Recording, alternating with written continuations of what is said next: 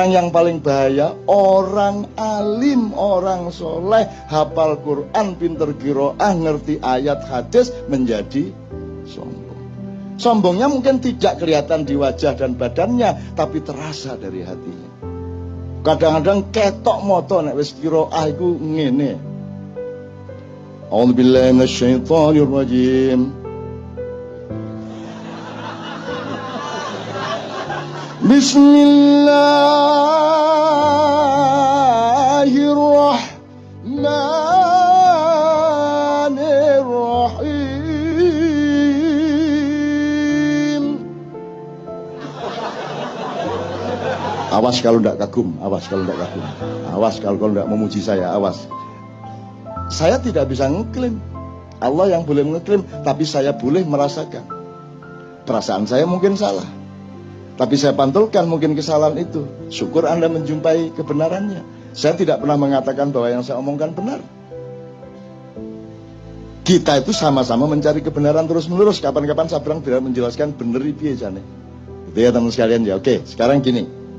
Waktunya habis kira. Udah jam 3 pas. Gini. Ada Allah, tidak mengakui Allah. Ada Allah tapi mengingkari Allah. Ada Allah tapi menyekutukan Allah. Itu kan nanti diterjemahkan secara nilai, dari filosofi, mau akidah, filsafat, moral, sampai aplikasi sosial, sampai hukum, sampai segala macam. Kalau seorang hakim memutuskan tok itu tidak ada Allah dalam file pikirannya, itu ketukan palu ateistik. Jelas toh? Kan begitu rumusnya tadi. Karena ini luar biasa. Ini apa namanya? Apa gue jenenge pra peradilan ini diterima apa tidak? Itu kan penting banget itu. Kalau Allah tidak terlibat di situ berarti ateis gitu ya kira-kira. Sekarang saya tanya, kalau dikebawakan lagi, kalau ada Allah berarti Anda secara moral jujur apa tidak jujur? Kalau ada Allah. Kalau secara ilmu objektif apa tidak objektif?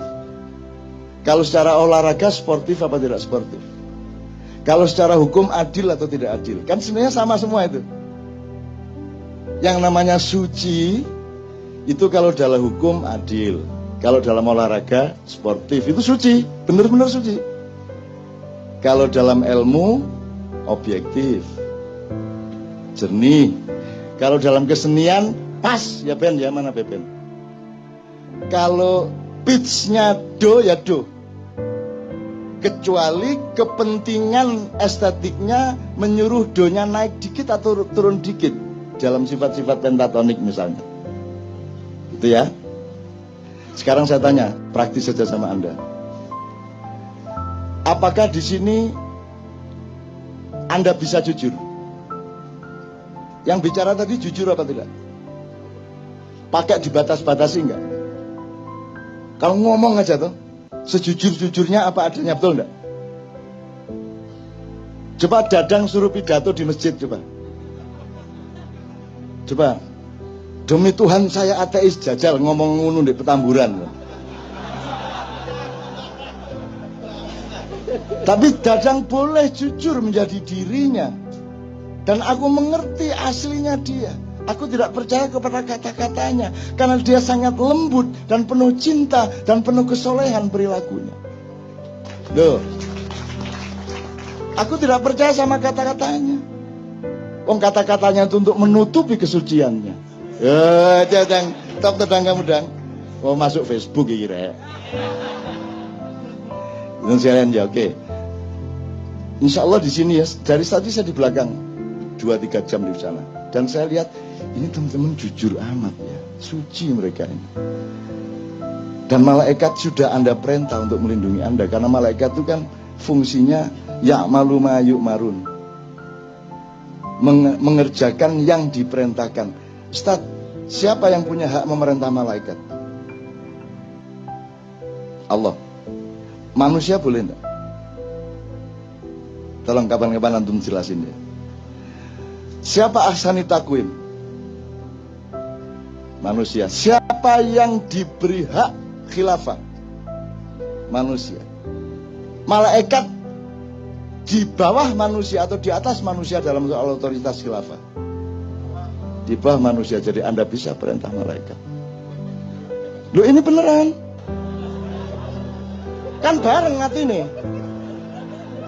Gendeng arek-arek iki. Kurang ajar, aku diarani ngomong karo arek-arek. Bayangin itu. Wah, kalau banjir Nuh itu yang mati berjuta-juta orang itu Israel. Wah, speed tinggi pokoknya itu. Wah, remeh mbok piro itu. Gimana sih? Malaikat itu institusi. Gitu loh. Ada Perdana Menteri namanya Jibril, Menteri ini namanya Mikael, Menteri Penerangan namanya Israfil. Masa Israfil ini trompet terus tatatat. Masa diciptakan Allah bermiliar-miliatan penggaweane mek ngene ya.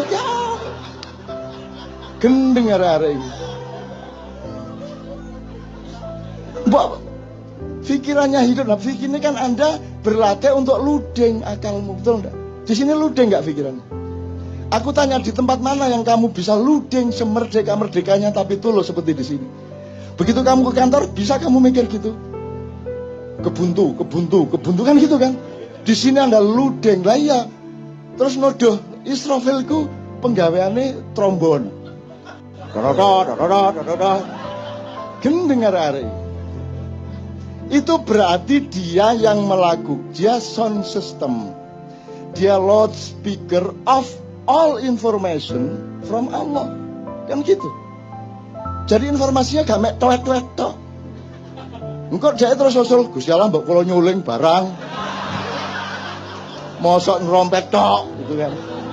Engko dia nggawe proposal.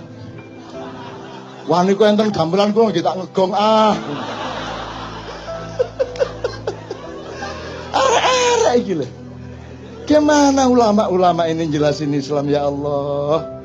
Kok tidak boleh berkembang akal sehat itu? Gitu loh. Itu berarti dia yang menjadi duta informasi. Jadi al-khabirnya Allah itu melalui Israfil. Tapi khususan untuk Muhammad surat sakti itu Jibril langsung Perdana Menteri gitu loh. Terus saiki mergo wis gak ono wahyu, Jibril nganggur. Ngene iki.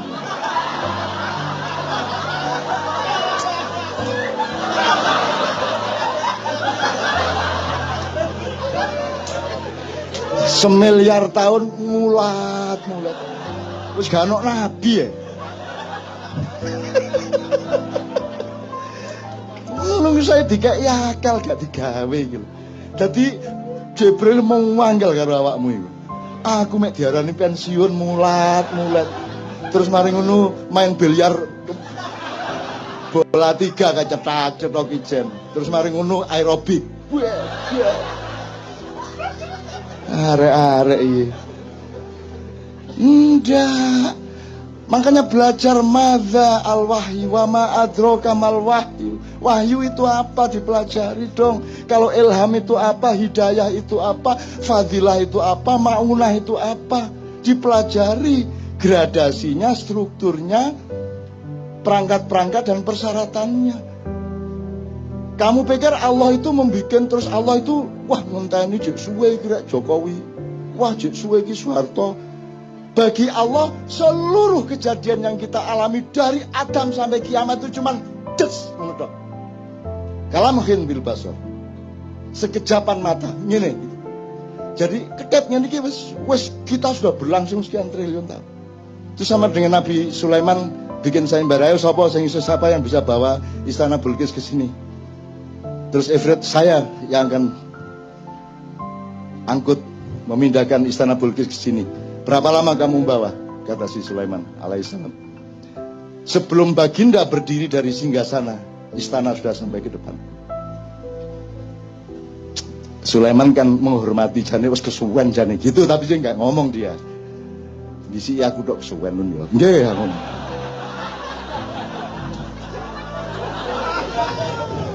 Akhirnya muncullah Asif bin Barkhiyah. Ya baginda, Sebelum Baginda selesai berkedip, istana sudah di sini. Terus Sulaiman gurung jawab, sudah di situ istananya. Jadi jin kalah sama manusia jauh. Dan malaikat disuruh Allah taat kepada khalifah. Makanya yang bikin proposal malaikat kepada Muhammad, kepada Ibrahim. Yang bikin proposal malaikat. Gunung bikin proposal kepada Muhammad.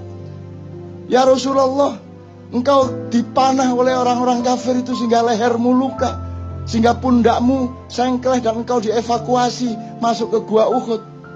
Mohon perkenankan aku untuk menjatuhkan, menggugurkan batu-batuku supaya menimpa pasukan-pasukan kafir itu. Terus malaikat Sang Hyang Bayu, Sang Hyang macam-macam datang. Rasulullah izinkan, saya tak ngebes. Ngebes itu artinya badai. Saya tak nyunami. Macam-macam bahasanya. Terus rumah sana nek malaikat cara apa? Kamu pikir siapa yang mengajari malaikat ngomong? Tahu benda ini, benda itu. Ustaz, apa ayatnya? Adam diajari Allah, Adam mengajari malaikat. Jadi karena kejadian air yang naik ke darat itu namanya tsunami, ya ada yang ngomong, kula tak nyunami nggih Kanjeng Nabi ngono. Wah, aku krungu dhewe rek. Pokoknya menawarkan, bikin proposal, mohon izin kepada Muhammad SAW untuk ikut membantu Muhammad menghancurkan orang-orang kafir. Muhammad mengatakan, tolong jangan lakukan. Sebab kalau Allah perintahkan, pasti dia juga perintahkan saya, kamu akan saya suruh, tapi jangan lakukan. Karena aku sudah terlanjur mendoakan agar yang melukai saya tadi nanti punya cucu menjadi pemimpin Islam. Gitu loh. Jadi kalau orang utang tidak bayar-bayar, doakan, ya Allah, jadikanlah anak dia besok-besok orang yang murah hati, memberi uang sebanyak-banyaknya kepadaku. Ngono. Wong ditagih gak kena, ya toh.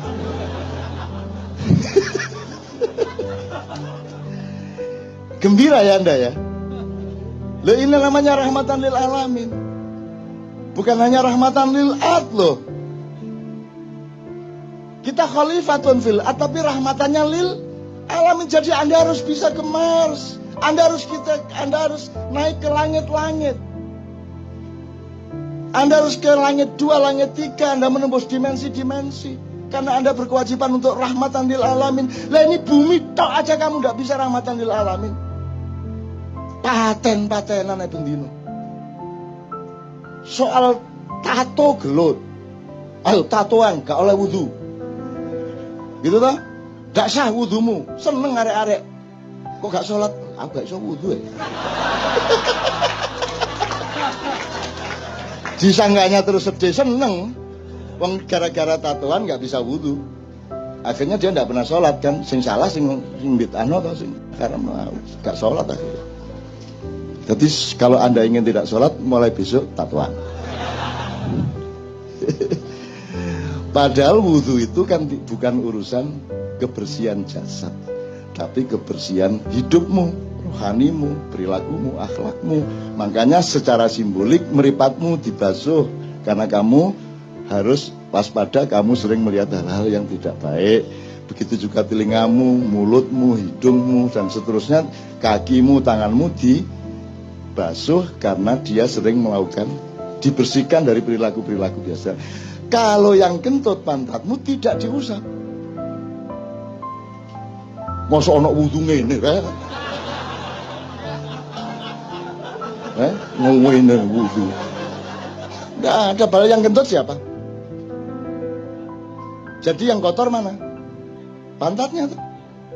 Nah jadi ternyata wudu itu bukan urusan kotornya badan. Wong buktinya yang dicuci mukanya.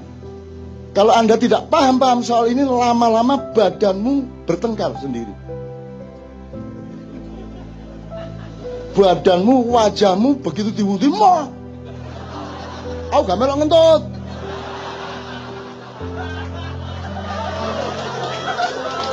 Terus ngene, iya. Ku, saya lihat itu ngentut duduk aku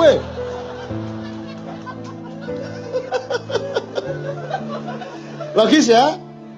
Jelas ya? Agama menggembirakan ya? Paling tidak menjadi rahmatan lil alamin pada dirimu, pada keluargamu, wis alhamdulillah. Kalau itu sudah kamu alami setahun 2 tahun, kamu adalah rahmatan lil alamin bagi tetanggamu, bagi semua yang ketemu dengan kamu. Kan begitu? Kalau Anda sudah mendapat cahaya, lama-lama Anda menyatu dengan cahaya, lama-lama Anda menjadi cahaya. Kalau Anda sudah menjadi cahaya, tidak perlu bersinar. Oh, tak terus gendeng kan. Kalau Anda sudah bersatu dengan Allah, Anda tidak butuh iman, Bu. Gendeng lagi. Terus YouTube, MH tidak butuh iman. Wow, titik 2. Dipotong meneh, so buntut. Maksud saya, iman itu kan jalan, jembatan untuk kamu berjumpa. Supaya kamu tidak ragu-ragu terhadap perjumpaan denganku, kata Allah. Maka kamu menyatu dengan Allah. Kalau kamu hidupmu sudah terus-menerus ludeng Allah dan kamu secara dialektis, kamu tidak butuh iman lagi. Loh, ngarepe ngono iku. Ojo terus MH anti iman. Gendeng arek-arek iki.